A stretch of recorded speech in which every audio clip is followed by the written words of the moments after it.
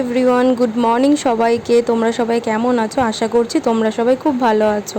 আমিও খুব ভালো আছি। শরীরটা একটু অসুস্থ থাকার কারণ আমি একটু ব্লগটা আপলোড কতদিন ধরে করছিলাম না, প্রায় অনেক দিনই করিনি। তো সকালবেলা একটু খেয়ে দিয়ে বেরিয়ে পড়লাম কেক আনতে, যেহেতু আজকে মার জন্মদিন তার জন্য। তো এখানে দেখো মেহেন্দির কালারটা কতটা সুন্দর এসেছে।